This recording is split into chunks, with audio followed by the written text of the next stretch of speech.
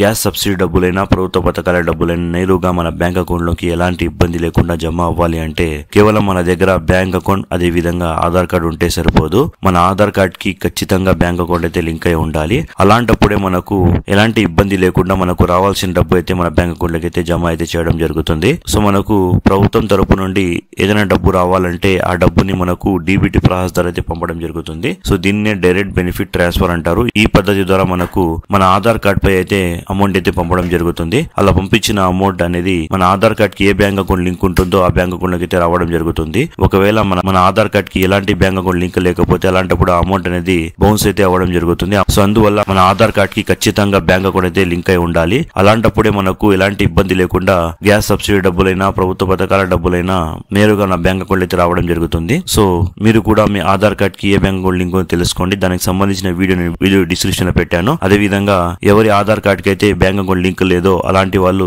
వాళ్ళ ఆధార్ కార్డ్ ఏ విధంగా bank account link చేసుకోవచ్చు, అదే విధంగా ఆల్రెడీ లింక్ ఉంటే ఒకవేళ వాళ్ళు ఆ బ్యాంక్ అకౌంట్ ని మార్చాలనుకుంటే దాన్ని ఎలా మార్చుకోవచ్చు అనే పూర్తి ప్రాసెస్ ఈ వీడియోలో నేను ఎక్స్ప్లెయిన్ చేశాను. వీడియోని అయితే ఎక్కడ స్కిప్ చేయకుండా చివరి దాకా అయితే చూడండి. ఆన్లైన్ ద్వారా మన ఆధార్ కార్డ్ ని బ్యాంక్ అకౌంట్ లింక్ చేసుకోవడానికి అన్నిటికన్నా ముందు మనం మన మొబైల్ ఫోన్ లో బ్రౌజర్ ఓపెన్ చేసి NPCI అని సెర్చ్ చేయాలి. సెర్చ్ చేయగానే ఈ విధంగా మనకు NPCI యొక్క అఫీషియల్ వెబ్సైట్ యొక్క లింక్ కనిపిస్తుంది. దాని మీద క్లిక్ చేసుకోవాలి. దాని మీద క్లిక్ చేసుకోగానే మనకు NPCI కి సంబంధించిన అఫీషియల్ వెబ్సైట్ అయితే ఓపెన్ అవుతుంది. సో ఇక్కడి నుంచే మనం మన ఆధార్ కార్డ్ ని బ్యాంక్ అకౌంట్ అయితే లింక్ చేసుకోవచ్చు. సో ఆ సర్వీస్ కోసం మనం కిందకు స్క్రోల్ చేసి ఇక్కడ మనకు కన్స్యూమర్ అనే ఆప్షన్ ఉంటుంది. సో దాని దగ్గర మనకు ఇక్కడ ప్లస్ ఐకాన్ కనిపిస్తుంది. దాని మీద క్లిక్ చేసుకోవాలి. దాని మీద క్లిక్ చేసుకుని దీనిలో మనకు చాలా రకమైన ఆప్షన్స్ అయితే ఓపెన్ అవుతాయి. సో దీనిలో మనకు last one Bharat Aadhaar seeding enabler అనే ఒక ఆప్షన్ కనిపిస్తుంది. దాని మీద క్లిక్ చేసుకోవాలి. దాని మీద క్లిక్ చేసుకుని నెక్స్ట్ మనకు ఈ విధంగా పేజ్ అయితే ఓపెన్ అవుతుంది. రిక్వెస్ట్ ఫర్ ఆధార్ సీడింగ్ అని. సో ఇక్కడి నుంచే మనం మన ఆధార్ కార్డ్ ని మన బ్యాంక్ అకౌంట్ అయితే లింక్ చేసుకోవచ్చు. సో దానికోసం ముందుగా మనం మన ఆధార్ కార్డ్ కి సంబంధించిన నంబర్ ని ఇక్కడ ఎంటర్ చేసుకోవాల్సి ఉంటుంది. ఎంటర్ చేసిన తర్వాత కింద మనకు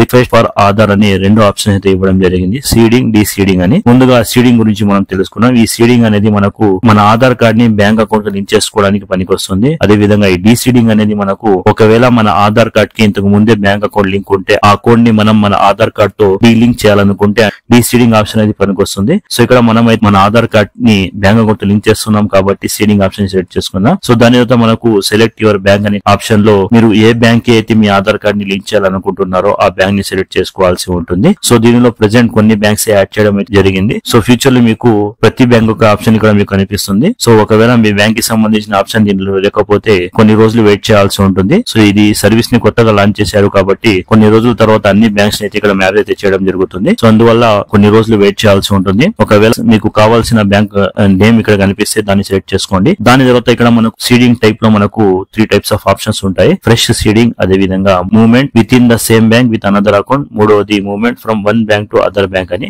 సో ఒకవేళ మన ఆధార్ కార్డ్ కి ఏ బ్యాంక్ అకౌంట్ లింక్ లేకపోతే అలాంటప్పుడు ఫ్రెష్ సీడింగ్ ఆప్షన్ ని మనం సెట్ చేసుకోవచ్చు. లేదా ఒకవేళ మనకు ఒకే బ్యాంక్ లో 2 అకౌంట్లు ఉంటే మనకు కావాల్సిన అకౌంట్ మన ఆధార్ కార్డ్ కి లింక్ లేకపోతే మనం అలాంటప్పుడు ఆ వేరే బ్యాంక్ అకౌంట్ ని మన ఆధార్ కార్డ్ తో లింక్ చేయాలనుకుంటే అలాంటప్పుడు ఈ ఆప్షన్ ని సెలెక్ట్ చేసుకుందాం. ఇక మూడవది ఒక బ్యాంక్ నుండి మరో బ్యాంక్ కి మనం లింక్ చేయాలనుకుంటే అలాంటప్పుడు మనం ఈ ఆప్షన్ ని సెలెక్ట్ చేసుకుందాం. సో ఇక్కడ మనం ఫ్రెష్ సీడింగ్ అని సెలెక్ట్ చేసుకుందాం. దాని తర్వాత మన బ్యాంక్ అకౌంట్ నంబర్ అడుగుతుంది. సో ఇక్కడ మన బ్యాంక్ అకౌంట్ నంబర్ ని ఎంటర్ చేయాలి. దాని తర్వాత దాన్ని కన్ఫర్మ్ చేయాలి. దాని తర్వాత ఇక్కడ టర్మ్స్ అండ్ కండిషన్ ని యాక్సెప్ట్ చేసి కింద ఇచ్చిన క్యాప్చర్ ని ఫిల్ చేసి ప్రొసీడ్ మీద క్లిక్ చేసుకుని మనకు మరోసారి టర్మ్స్ అండ్ కండిషన్ యొక్క పాపప్ అయితే ఓపెన్ అవుతుంది. సో ఇక్కడ కిందకు స్క్రోల్ ప్రొసీడ్ మీద క్లిక్ చేసుకుని నెక్స్ట్ మనకు మన ఆధార్ కార్డ్ కి అయితే మొబైల్ నంబర్ లింక్ ఉంటుందో దానిపై ఒక ఓటీపీ అయితే రావడం జరుగుతుంది. ఆ ఓటీపీని వెరిఫై చేయగానే మన ఆధార్ కార్డ్ ని బ్యాంక్ అకౌంట్ లింక్ చేసి రిక్వెస్ట్ సక్సెస్ఫుల్ గా సబ్మిట్ అయితే అయిపోతుంది. సో దాని తర్వాత ఇక్కడ చూడొచ్చు మనకు రెఫరెన్స్ ఐడి కూడా జనరేట్ అయ్యి వచ్చేస్తుంది. ఈ రెఫరెన్స్ ఐడి అనేది మీరు నోట్ చేసి పెట్టుకోండి. ఇది మనకు మన ఆధార్ కార్డ్ యొక్క స్టేటస్ తెలుసుకోవడానికి పనికొస్తుంది. అంటే మన ఆధార్ కార్డ్ బ్యాంక్ అకౌంట్ తో లింక్ అయిందా లేదా అనే ఫ్యూచర్ లో తెలుసుకోవడానికి పనికొస్తుంది. సో దీని ద్వారా మనం కొన్ని రోజులు ఇక్కడ వెయిట్ చేయాల్సి ఉంటుంది. సో 2-3 డేస్ వెయిట్ చేసిన తర్వాత ఇక్కడ మనకు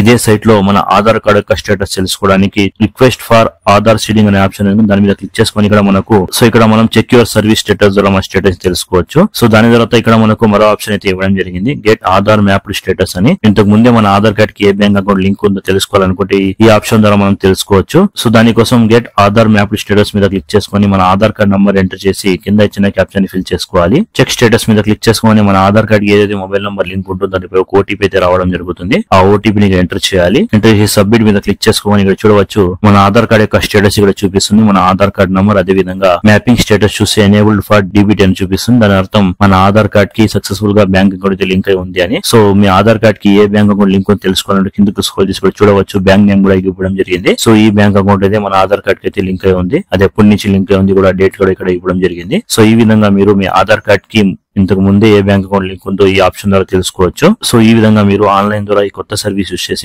మీ ఆధార్ కార్డ్ ని బ్యాంక్ అకౌంట్ అయితే లింక్ చేసుకోవచ్చు. సో ఐ హోప్ ఇన్ఫర్మేషన్ మీకు నచ్చిందని అనుకుంటున్నాను. ఇన్ఫర్మేషన్ మీకు నచ్చితే ఈ వీడియో మీ ఫ్యామిలీ మెంబర్స్ అలాగే మీ ఫ్రెండ్స్ తో షేర్ చేయడం మర్చిపోదు. అలాగే మన ఛానల్ తప్పకుండా సబ్స్క్రైబ్ చేసుకోవడం కూడా మర్చిపోద్దు. Thank you.